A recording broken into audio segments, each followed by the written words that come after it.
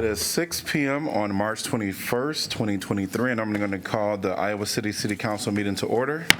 Roll call, please. Alter. Here. Burgess. Here. Dunn. Here. Armson. Here. Taylor. Here. Teague. Here. Thomas. Here. All right. Well, welcome to your City Hall, to everyone that's here in the audience, and to those online, welcome as well. Our first item is Proclamations, item 2. 2A, Gender Day of Visibility. Whereas there is no doubt that the transgender community continues to face discrimination here in Iowa and worldwide. Be it in the workplace, schools, or society, there is an immense harassment and inequality. And whereas Rachel Crandall, a transgender activist, founded this day in 2009 to raise awareness for the incredible burden of discrimination the community faces in every setting imaginable. And whereas the need to bring a day of visibility for the transgender community is indicative of the oppression they face in many sectors of life, Crandall wanted to highlight the fact that the only transgender-centric day that is internationally recognized as Transgender Day of Remembrance, which is in mourning of members of the community who had lost their lives, and there was no day to pay homage to living transgender people. And whereas in the past year, hundreds of anti-transgender bills in states were proposed across America, including here in Iowa, most of them targeting transgender youth. The onslaught has continued this year. These bills are wrong. Efforts to criminalize supportive medical care for transgender kids, to ban transgender children from playing sports, and to outlaw discussing LGBTQI plus people in schools undermines their humanity and corrode our nation's values. And whereas on Transgender Day of Visibility on March 31st annually, we recognize and revere their contributions, successes, and relentless resilience in standing tall and strong in the face of injustice. Now, therefore, I, Bruce Teague, Mayor of Iowa City, do hereby proclaim March 31st, 2023 to be Transgender Day of Visibility in Iowa City, and call upon all to join us in lifting up the lives and voices of transgender people throughout our community, state, and nation, and for us all to work toward eliminating discrimination against all transgender, gender nonconforming, and non-binary people. And to accept this proclamation, we have two individuals that will come forth.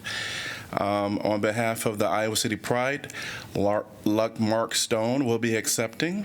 And then from United Action for Youth, it will be Harry Winter Epstein. Great. In that order. Welcome, and please come and say a few words. And I'll give you both this proclamation.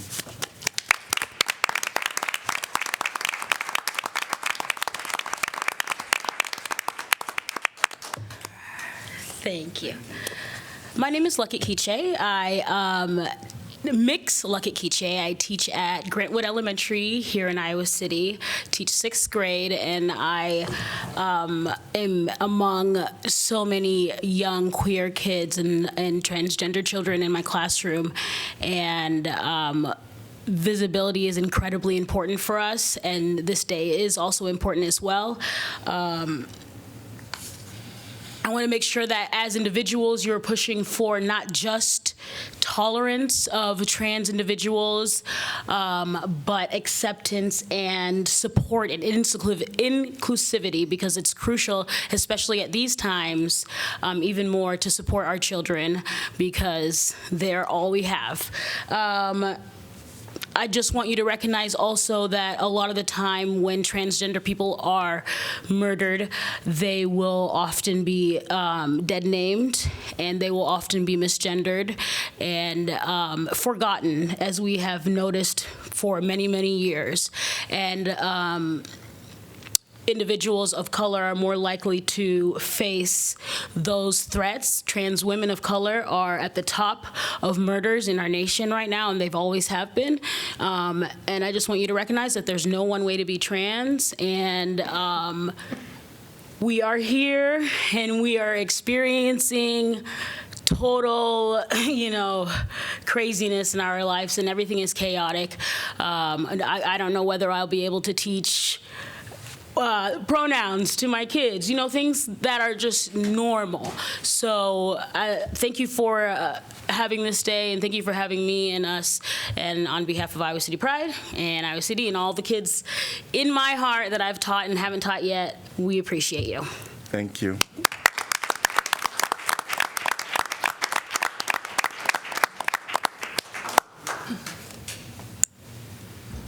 Hi there. I've never done this before, so please bear with me. As our mayor said, my name is Harry Winter Epstein. I am a trans woman. And I'd just like to say that obviously in the wake of the countless bills of anti-transgender legislation, it means truly a lot to see people in positions of power actually, seeing us, recognizing we exist, and appreciating our existence.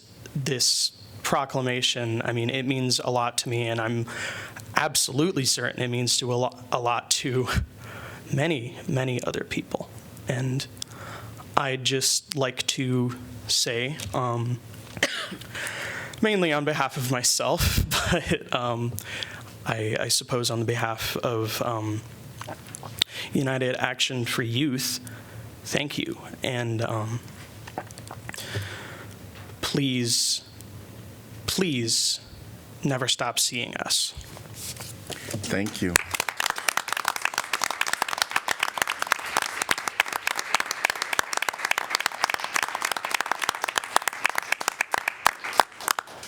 I will tell you that this proclamation meant a lot for this council to be able to present in this community at such a time as this. So we will say that you are loved and you are seen, and we'll continue to be a beacon voice in unity with you all. All right, we will go on to our consent agenda, which is items number 3 through 8. Can I get a motion to approve, please? So moved, Taylor. Second. Done. All right, moved by Taylor, seconded by Dunn.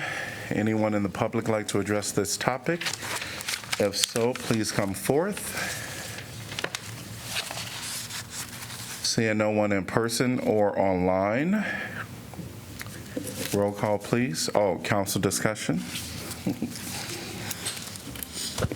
Roll call, please. Thomas? Yes. Alter? Yes. Burgess? Yes. Dunn? Yes. Harmson? Yes. Taylor? Yes. Teague? Yes. Motion passes 7-0. Could I get motion to accept correspondence for items 7A and 7C?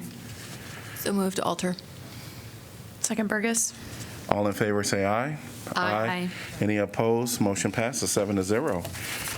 We're at item number 9, which is community comments. This is an opportunity for those in the community that want to speak on any topic that is not on our agenda. And there are sign-in sheets at the back, or you can sign in up front, and we'll welcome you at this time. You have a 3-minute limit.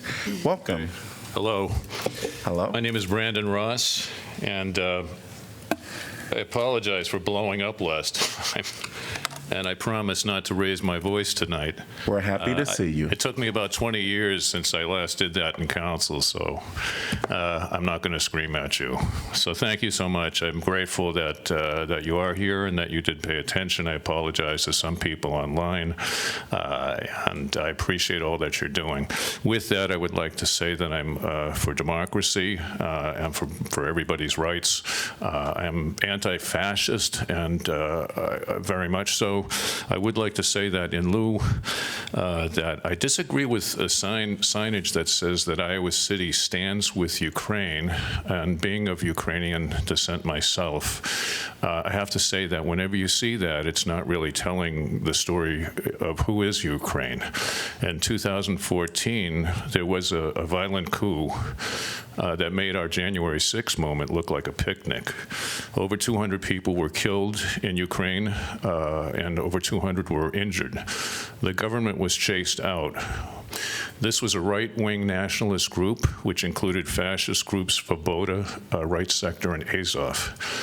They took over the government and chased out the democratically elected president, Viktor Yanukovych, and then they installed a rogue president who was Poroshenko. The same groups then began attacking Donbass, starting with a massacre which killed 47 people, Mariupol. This went on increasingly for 8 years, and in late 2021, it even got worse. Funding these people and giving weapons was the U.S. government, which included not only some from Barack Obama, more so from Donald Trump, who funded these same people, and then right now Biden, all the way up until Russia intervened or engaged or whatever you want to call it, invaded. This was going on along Russia's border and along Mariupol's Donbass's border. And 16,000 people died in those 8 years. This war is 9 years old, not one, okay? I support people of Ukraine, but I do not support the fascist right-wing nationalists that took over the government. I support democracy. I do not support the overthrow of the government. I do not support the U.S. supporting of the overthrow of that government, which they did. I do not support the arming of that government, which the U.S. did for 8 years until Russia came in. And it's important to know these things, to know that when you say I support Ukraine, you're only supporting, if you're supporting the government, only a minority of people who have taken over. Please call for peace and negotiations from your leaders. Thank you. Thank you so much. Appreciate it.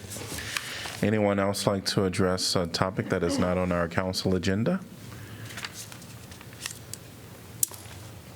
Welcome. Hi there. Yes. Amy Kretkowski. You. That's just like it's written. Sorry. Kretkowski. I'm not going to take the heat for it. It's my husband's name, not mine. What city are you from?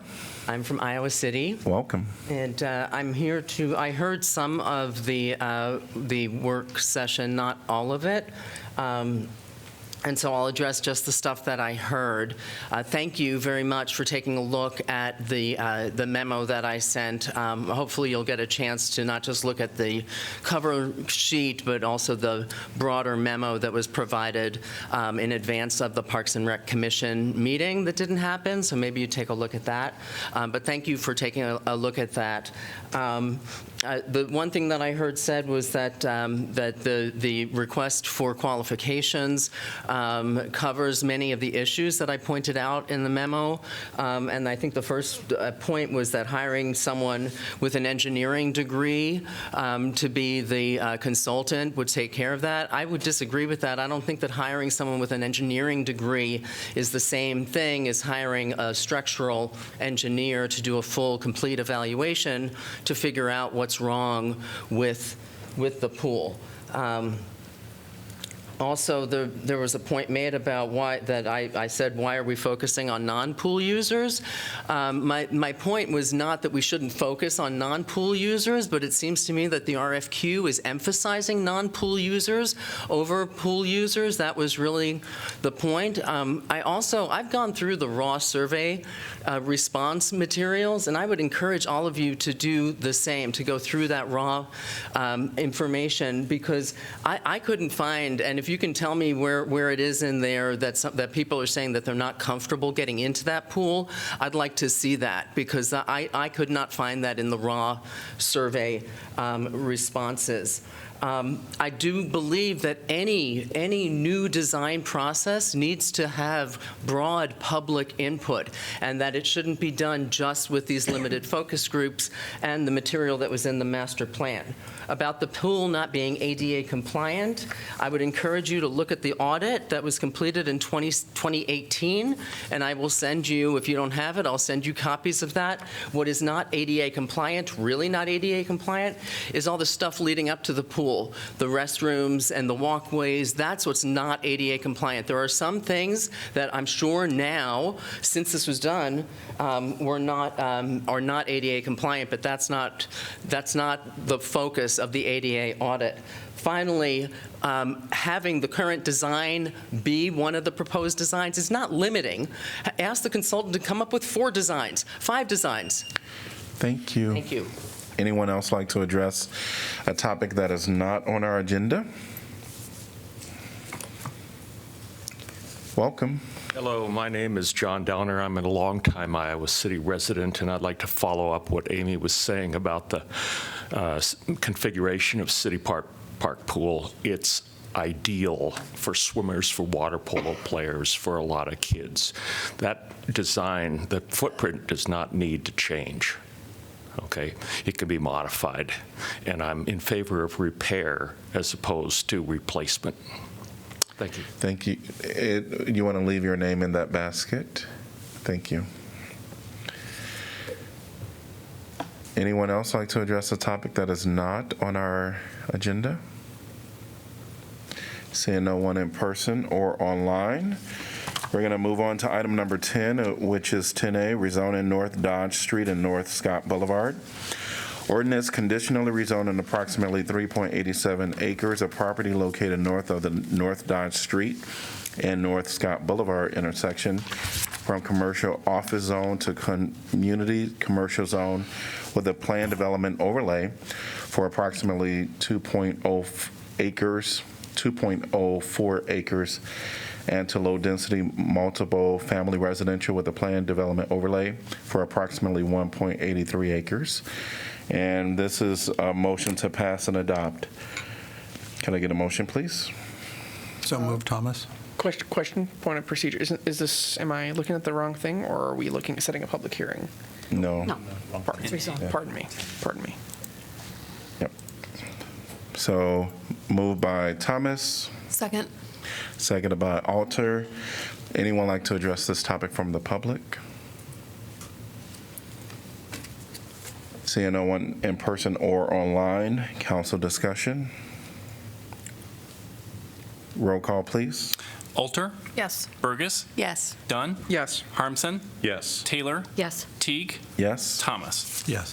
Motion passes 7-0. Item 11, A is Mercer Park, Aquatic Center, and Scanlon Gym exterior accessibility and lighting improvements. I'm going to open the public hearing, and we're going to start with comments from Ben Clark. Welcome.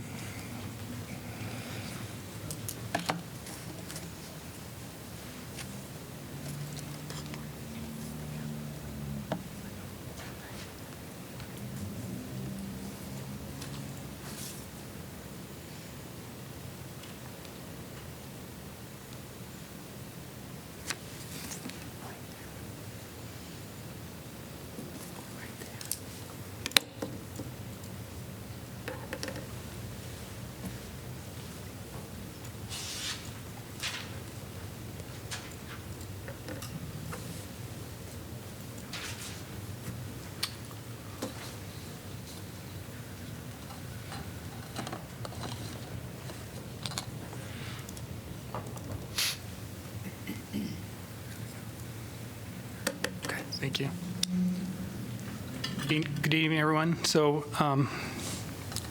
our project has 3 objectives here. One is to replace a bunch of old pavement and then improve accessibility, and then also replace the original lighting to the exterior of the building. Here's a picture showing some of the pavement in front of the building. It's kind of past its useful life here. The sidewalk entrance to the building heaves a lot in the wintertime. It's a trip hazard. We've had a number of calls about that.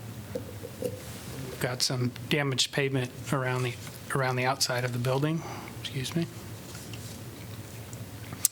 In front of the building, there are some deficiencies with ADA parking. Sorry here. No van accessible spaces. The signs aren't quite up to code. We've got curb ramps, and then also grades are a little bit too steep in some places. For lighting, we're going to replace these 2 pole lights with an LED fixture. We'll replace some of the canned lighting around the building with a bollard-style LED fixture. Got quite a bit of energy savings with these LED fixtures.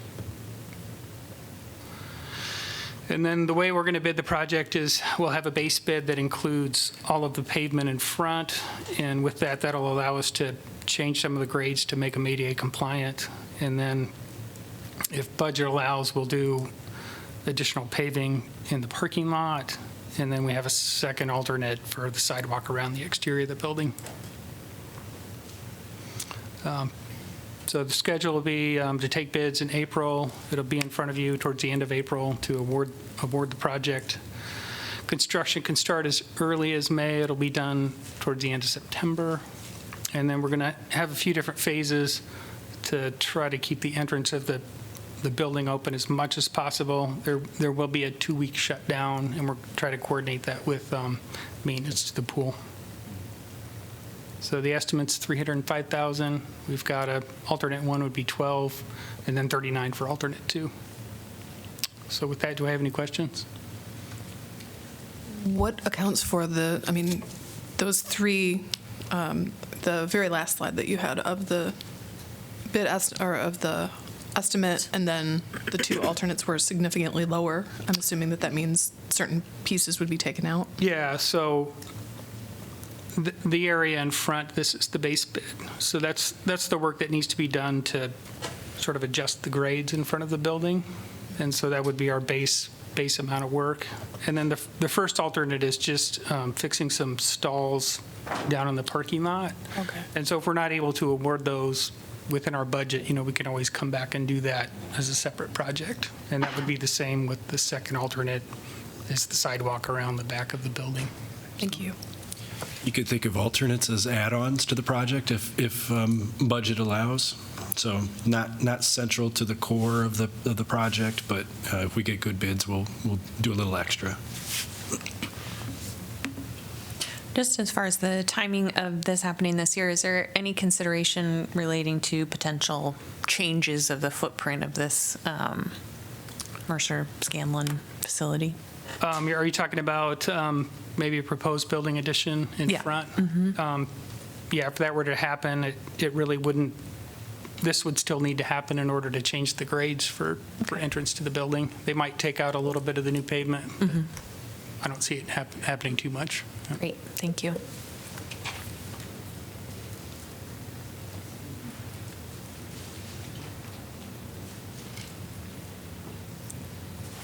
Any other questions for Ben? Thank you. Anyone from the public like to address this topic? Please come forward at this time. Seeing no one in person or online, I'm going to close the public hearing. Could I get a motion to approve, please? So moved, Harmson. Second, Alter. Council discussion? Well, this is in my neighborhood. I step out my front door and I see this facade, and I'm very excited to see more improvements, increases to accessibility. And I think everyone here would say about the same, but this is very close to my heart. So thank you for staff and working for this. And I hope we're able to get some good bids and get the rest of the projects taken care of. Quick question, will this coincide with any of the other work that I think we're looking at for Mercer, like the tennis courts, pickleball, baseball? Separate projects. Okay. Yep.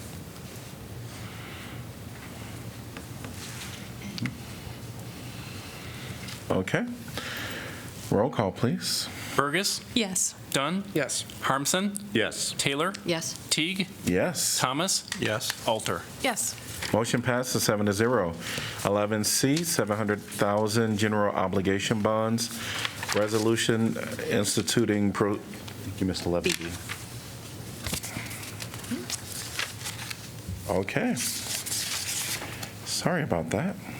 I did. We're going to take a step back and go to item number 11B. All right, so this is $7,610,000 of general obligation bonds. Resolution instituting proceedings to take additional action for the issuance of not to exceed $7,610,000 general obligation bonds of the City of Iowa City, State of Iowa. And I'm going to open the public hearing. And welcome to our Finance Director. Good evening, Mayor and Council.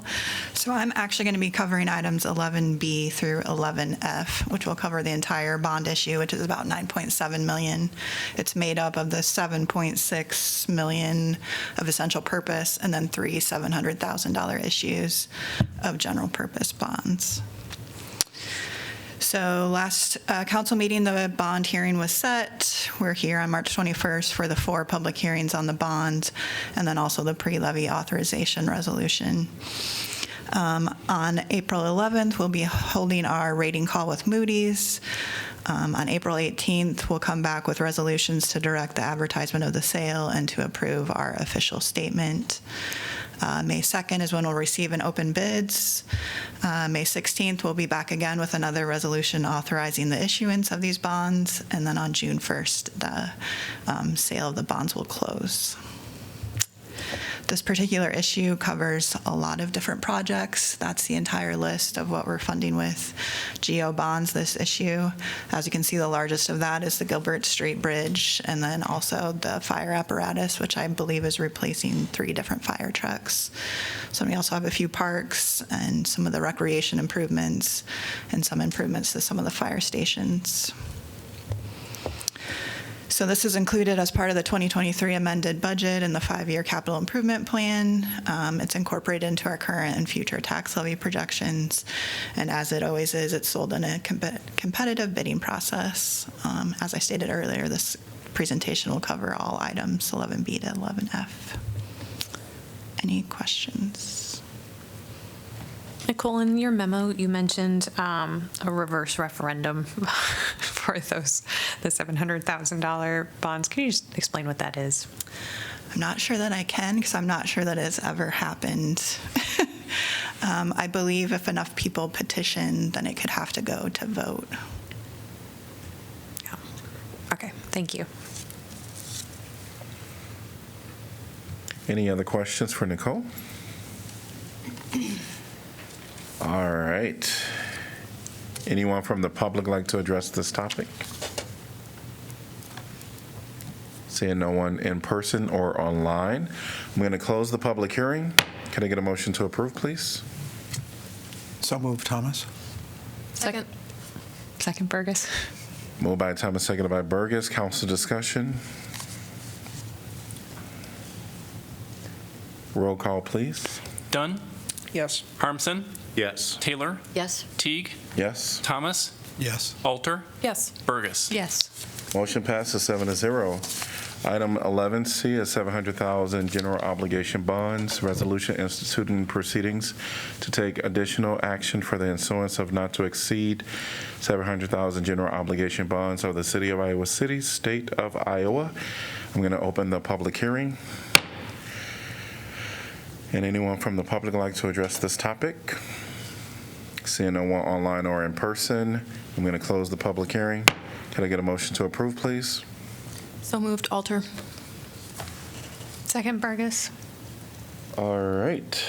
Council discussion. Roll call, please. Harmson.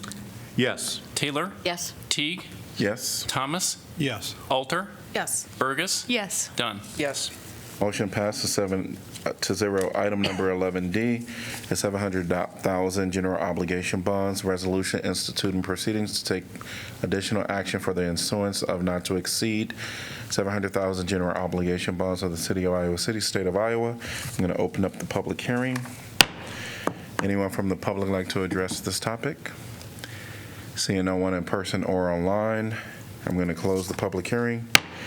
Could I get a motion to approve, please? So moved, Burgess. Second, Harmson. Council discussion. Roll call, please.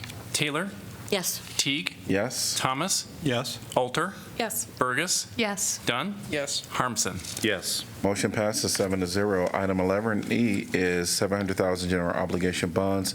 Resolution instituting proceedings to take additional action for the issuance of not to exceed 700,000 general obligation bonds of the City of Iowa City, State of Iowa. I'm going to open up the public hearing. Anyone like to address this topic from the public?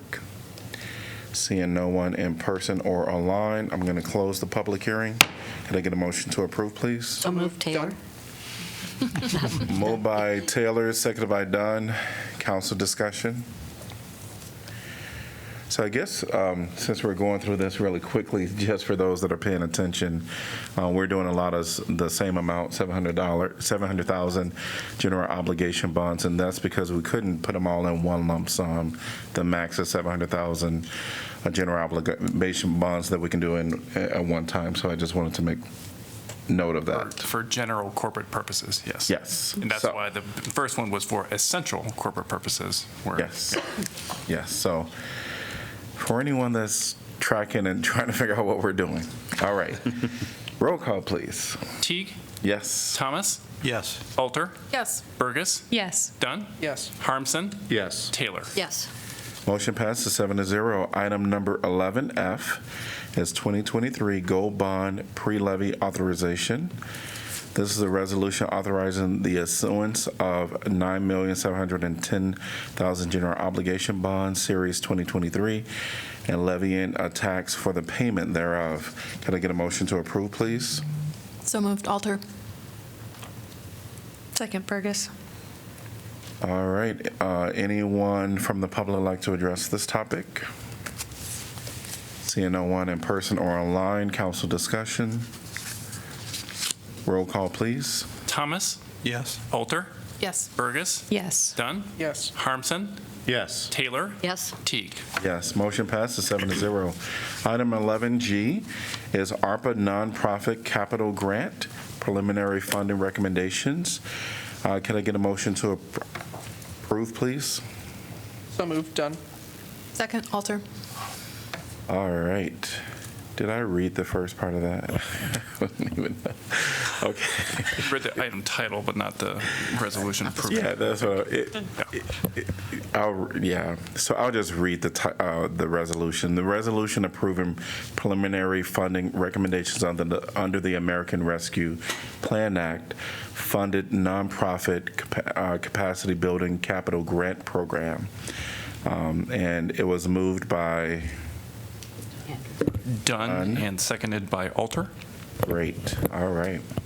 And we're going to welcome Rachel Kilberg, our Assistant City Manager. Hi, everyone. I'll just provide some brief background and then talk a little bit about the item before you. So back in December, under your direction, city staff launched this nonprofit capacity building capital grant program.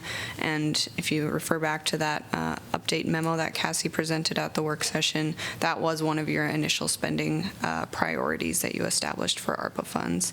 So $3 million was allocated to the program. The purpose was to fund transformative capital projects that would ultimately help an agency increase their capacity to serve the community. Just due to kind of the complexity and length of time it takes for capital projects to take place, this program followed a little bit of a modified application process. So we first issued a request for statements of interest. We received 8 letters of interest from different agencies in the community, and then a review committee consisting of myself, some staff from NDS, and 2 council representatives, which was Mayor Pro Tem and Councilor Burgess, reviewed those applications, and and then determined to invite a subset of those in for kind of an informational project interview. So those interviews were conducted, and then that review committee agreed upon these two preliminary funding recommendations before you. So the first would be a $1 million award to Free Medical Clinic. In short, that adds about 7 to 8 additional clinic space, specialty care clinic spaces, makes some ADA accessibility improvements, and then builds out some dedicated dental operatory space to enable them to expand that service. Free Medical Clinic's original request was actually less than that, but after the review committee interviewed them about the project, we believed that their request was insufficient to really meet what that current demand was, and would lead to capacity building. So the clinic reported that there was a 3-month waiting list for chronic care and a 1-year waiting list for dental services.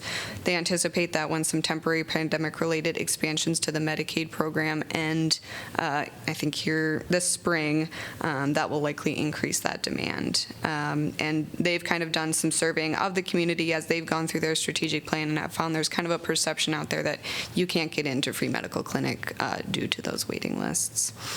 So that's the first preliminary funding recommendation, and then the second would fund $2 million to neighborhood centers of Johnson County, and this would seed a capital campaign to enable them to acquire and renovate a new community center in a targeted neighborhood located where they serve families.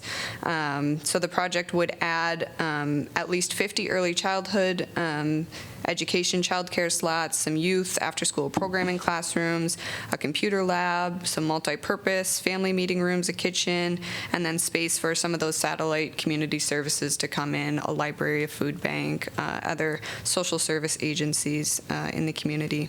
So this financing model will allow what they originally proposed would allow them to kind of phase scope the project depending on the outcomes of their capital campaign. They originally requested a $3 million reward, but as the review committee was kind of weighing all our options, we ultimately recommended a $2 million award just in order to be able to fund kind of 2 transformational projects, and believing that that $2 million seed fund was still significant towards their capital campaign goals. So the resolution before you would kind of signal approval of these preliminary funding recommendations, and then that would authorize staff to go back to both of these agencies, flesh out kind of a full proposal, develop those ARPA grant agreements, and then that would come back before you for final approval, probably separately. Happy to take any other questions or. Hearing none, thank you. Anyone from the public like to discuss this topic? Please come forth now. Seeing no one online or in person, council discussion. Well, these are, I think, certainly 2 transformational projects. I'm really thrilled with them. And I think, as you know, I'm very keen on the idea of neighborhood centers. Now, this is neighborhood centers of Johnson County. It's sort of a subset of this more general concept that I'm very strongly supportive of, and that is the idea of having places within our neighborhoods that serve as centers. And this certainly is a wonderful expression of it. Hearing the program, it's really a very impressive array of activities that are associated with this particular project. So it's really great to see. I hope that, in my mind, these sorts of projects may be models for future such centers once we have an idea of how they operate and function and cost and their value. So I'm very, very supportive of this item. I think just speaking for myself, but also for my better half, who is the other kind of doctor in the house, providing and supporting free medical care is so important, especially in our society that has a for-profit medical system for many people that leaves so many people out in the cold.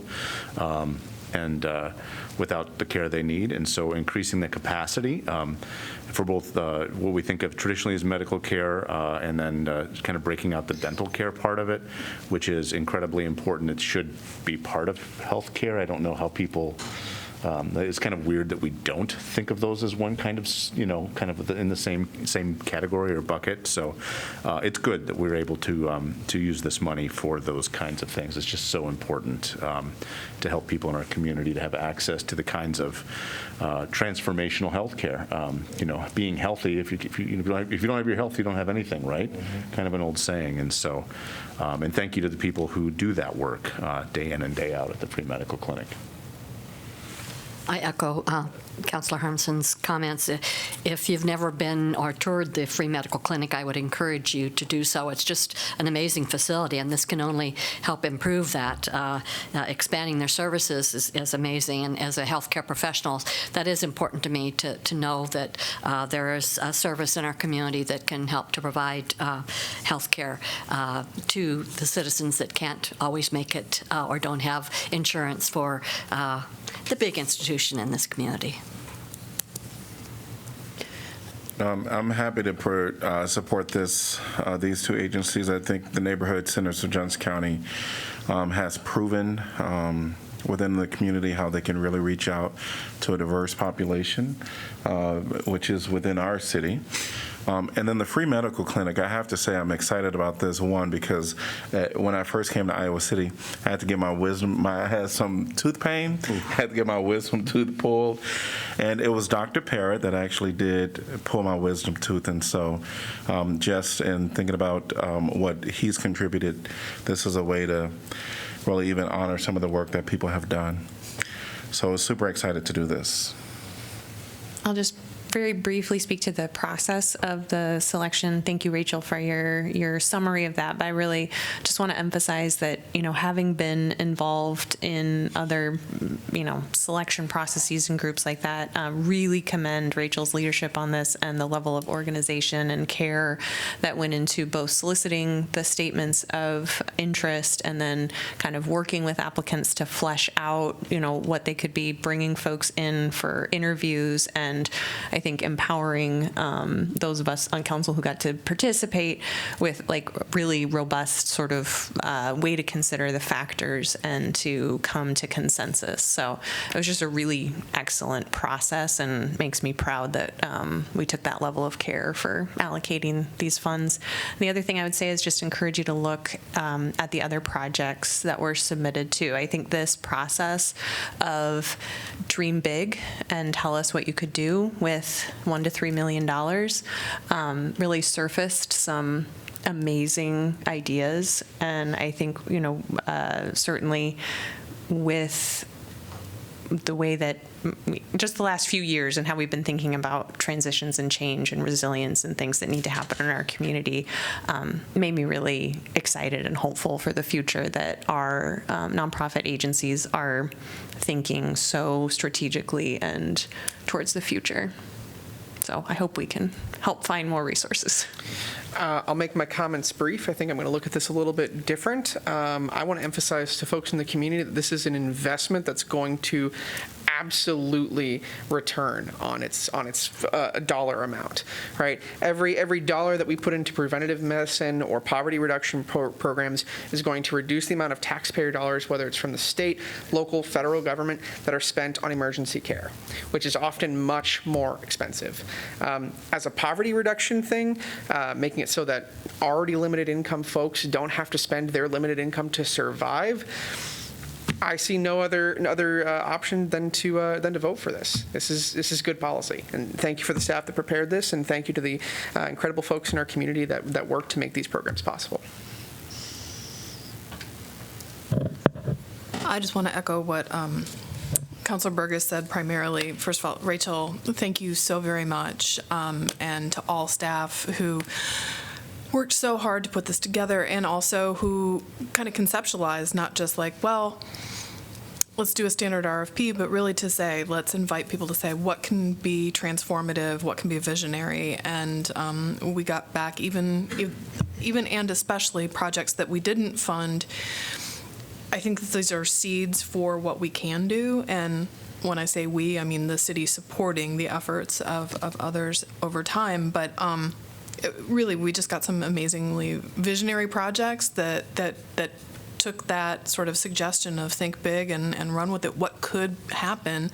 And I have a lot of confidence that that kind of spirit and that now that those collaborations and that kind of thinking has started, it's not going to get stuffed back into a closet somewhere. So I just want to say it was a really amazing group to work with, and just thanks again for everybody who was involved in it. And yeah, I mean, I echo what everyone else said. These are going to be incredibly important projects for the community.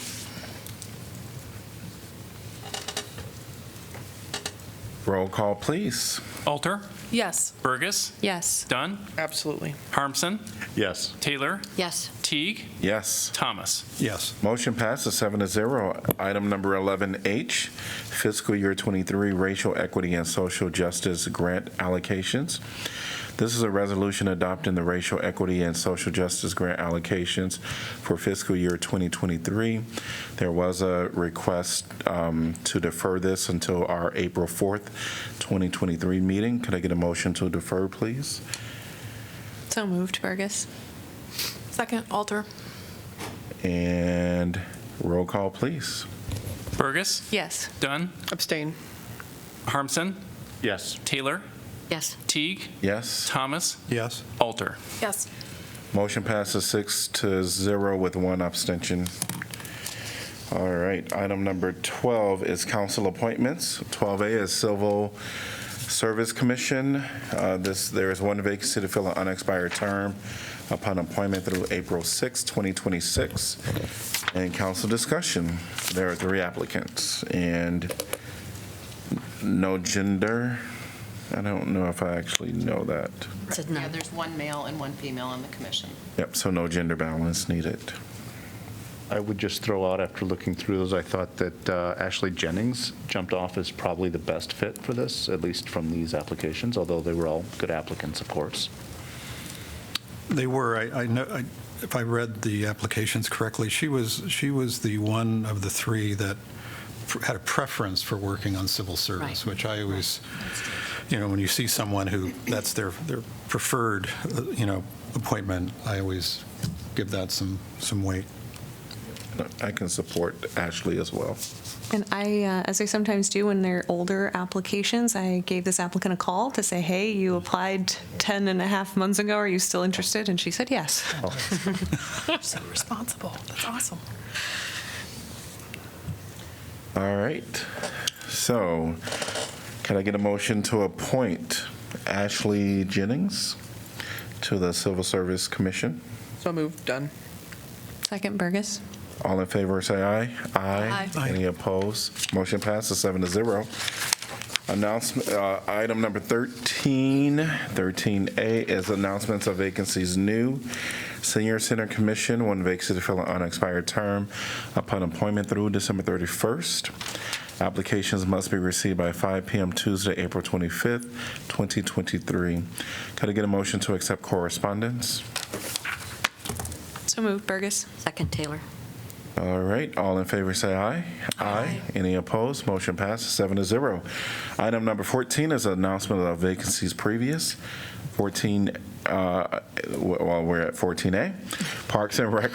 Parks and Recreation Commission, one vacancy to fill an unexpired term upon appointment December 31st, 2024.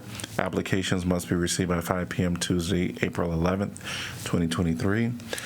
Historic Preservation Commission, East College Street, one vacancy to fill an unexpired term. Historic Preservation Commission, Jefferson Street, one vacancy to fill a 3-year term.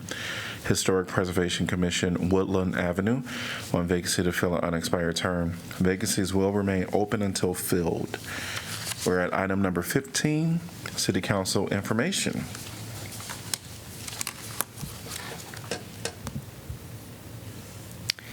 I just have a cool thing that I can share.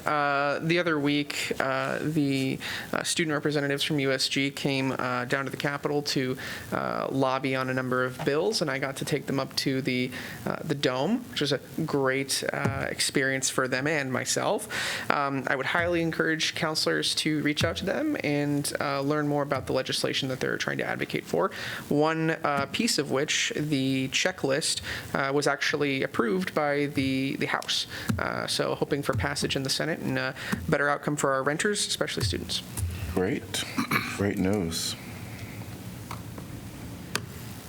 I will mention next Tuesday will be the South District Market ribbon cutting, and I believe it's at 4:30 p.m., so that'll be exciting.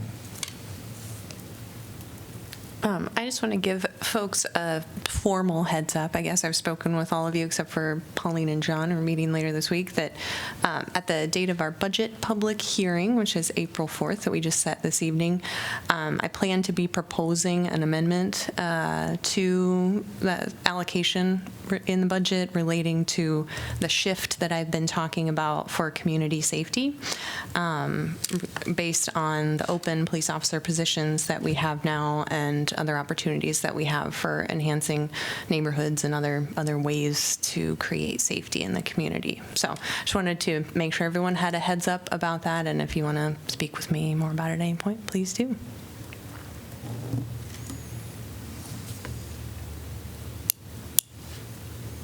I'll also make mention that this Friday at the Engler Theater, the Inside Out Reentry is having a fundraiser, their biggest fundraiser, and it's going to be called the Mystery Hour, and they have Jeff Hoden coming as their special guest.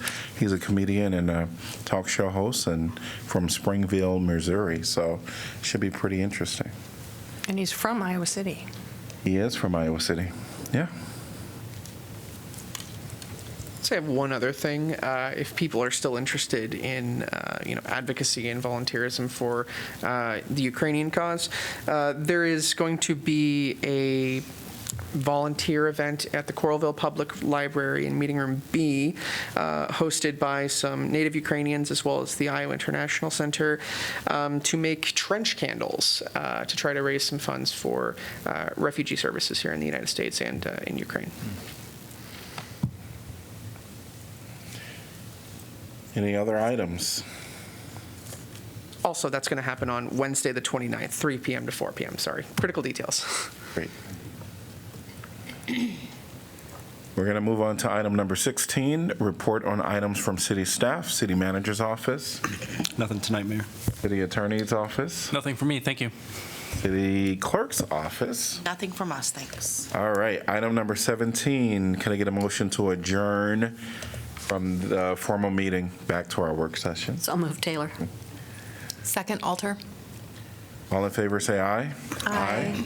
Any opposed? Motion passes 7-0.